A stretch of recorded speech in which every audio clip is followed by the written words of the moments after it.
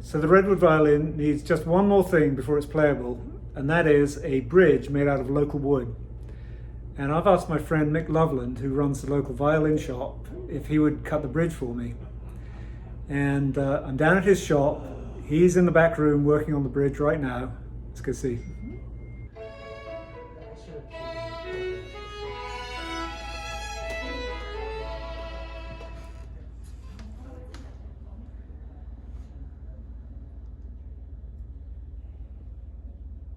Why don't you tell me about the bridge that you're making? Okay, so this is made out of a piece of madrone, which you furnished. Uh-huh. So it's about 5 millimeters thick here, and I don't know, a couple millimeters on the top. Uh-huh. So I had to take a bridge blank, you know, that comes like this. I put it on there and traced it, and it's hard to get really close to the lines and everything, but I got it in the ballpark. Uh-huh. And I cut it out. I thought I was going to have to use a jeweler's saw, but I ended up using that little jigsaw, which was partly obscured by that light. Uh-huh. And that worked really well. I was afraid I may tear up the grain on the edges and stuff, but it cut very cleanly. So I mainly used that. You can see on a regular blank, everything's heavy.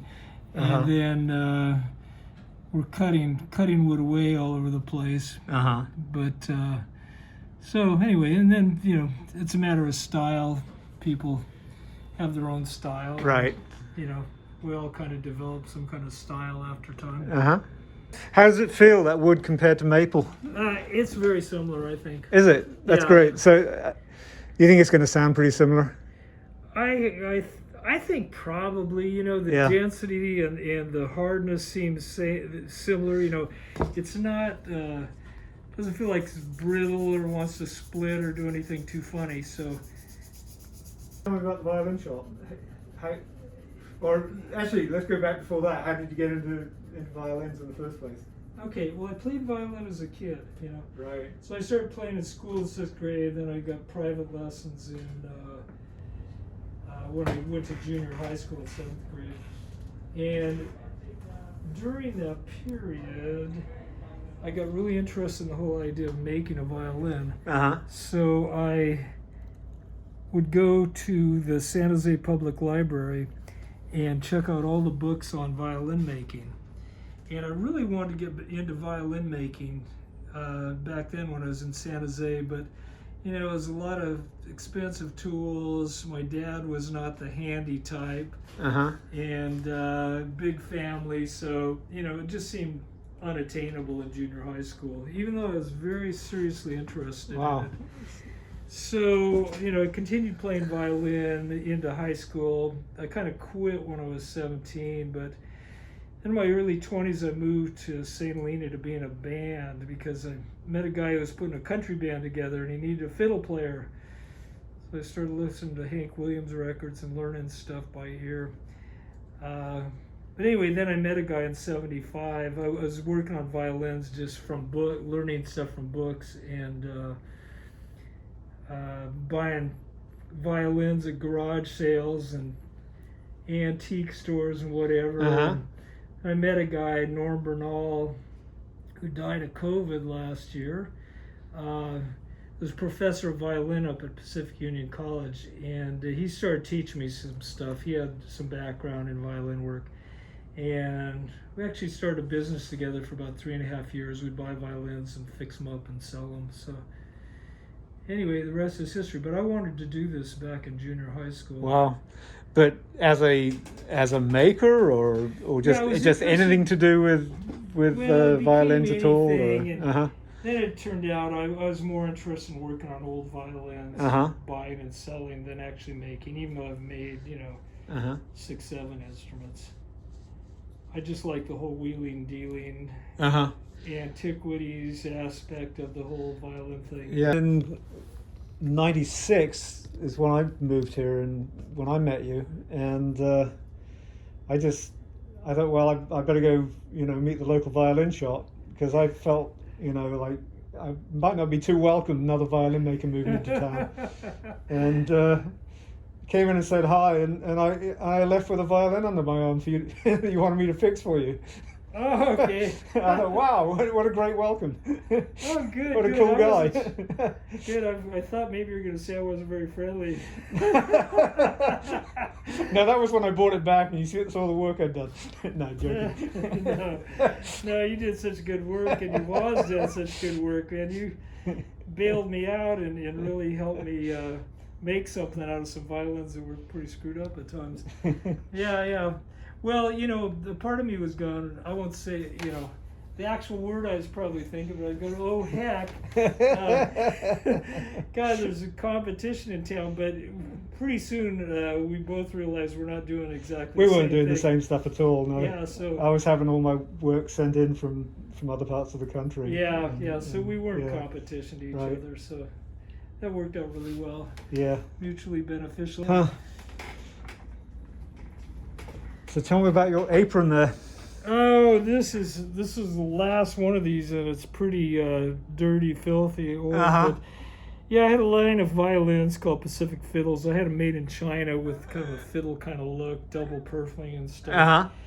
And so I had this logo made up. That's me surfing at Bolinas. With a fiddle under your chin? Yeah, what I did is I took a crummy Chinese violin that had a warped neck, and I had a string that I tied to the end button, and I had that go around my neck.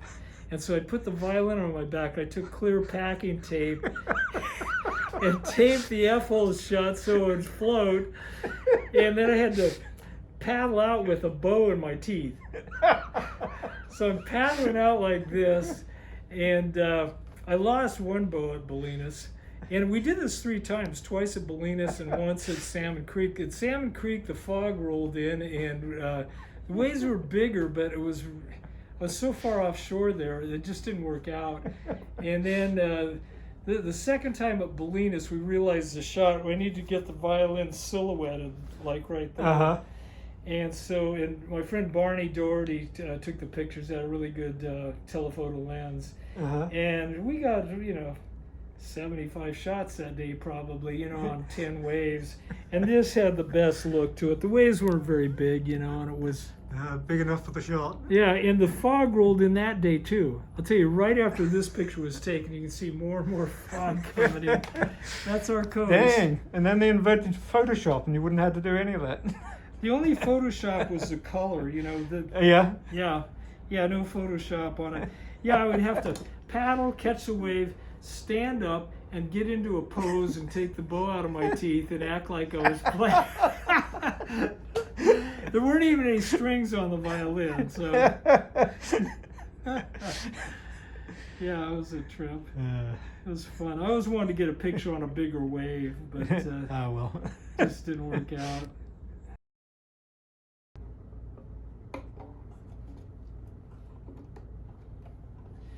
Get over there.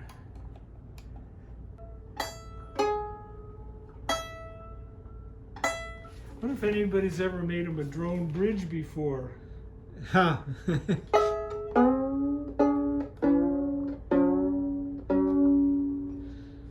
Right. Let's see where that sound post is in relation to the bridge at present. Well, that looks about what I would do. Okay. Your joint is so good on the top, I can't even see the damn thing. I'll let you into a secret. It's a one-piece top. Yeah. No, well, actually, no. It's a 2-piece top, but I missed the center. Oh. It's joined over here somewhere, or over Oh here. my I God. can't remember. It's got a wing on it. Well, you know what? I looked at, it's wider grain here, and pretty skinny in the middle. I figured it's a 2-piece top. Yeah. You fooled me, and I kept looking.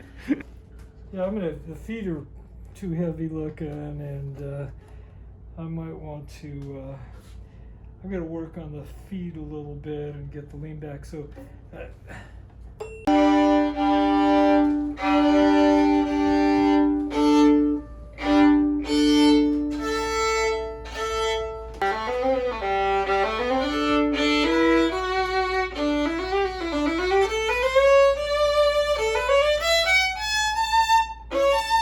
think the tone's good. It speaks freely.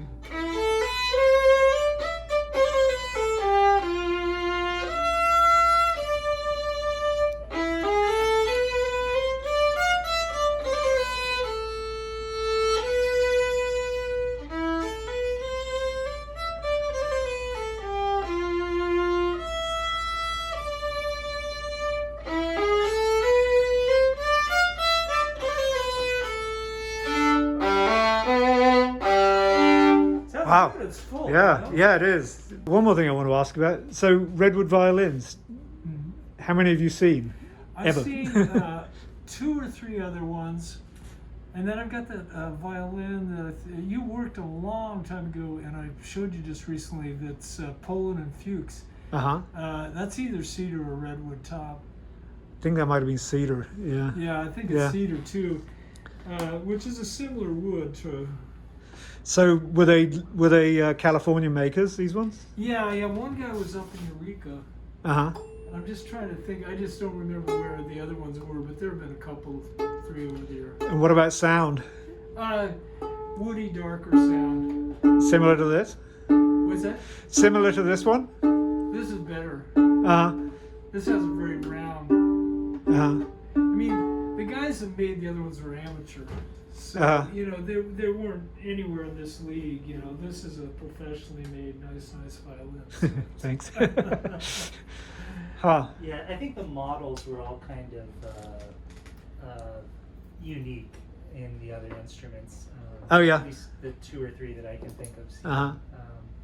So this is an established, proven successful model. Right, yeah. Sort of stratish, yeah. It's about Okay. as proven as they the E get. string is. Wow. That's a beautiful looking bridge. Thanks. Well, thank you. Yeah, well, thanks so much for doing that, and thanks for being part of this project. Hey, I'm really happy to be a part of the project. I think you've got a beautiful violin, and it's just fun to have a collaborative thing like this. Yeah, it really is, yeah. Yeah, I work by myself too much. And I have a feeling that if this sticks around in the area, you're going to be seeing it. Okay, You know? good. I mean, maybe when you and I are gone and Julian's going to be looking after it. Yeah. All we've got to do now is get somebody who knows what they're doing to play this thing for us. Yeah, Let's take it next door and see if Terrie will play. Yeah, we'll get Terrie on it now, and she'll make it sing.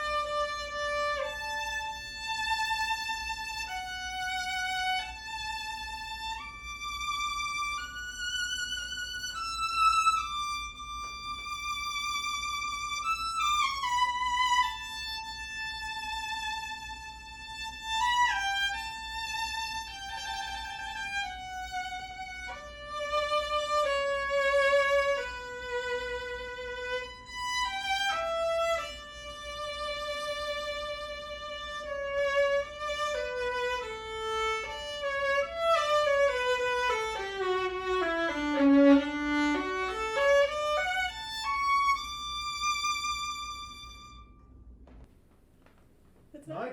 It's good. It's sweet. Yeah. Sounds a lot better when she plays it. It certainly does. I think it likes the paintings as well. Well, yeah, it's a nice room. You guys have a nice room, hasn't it?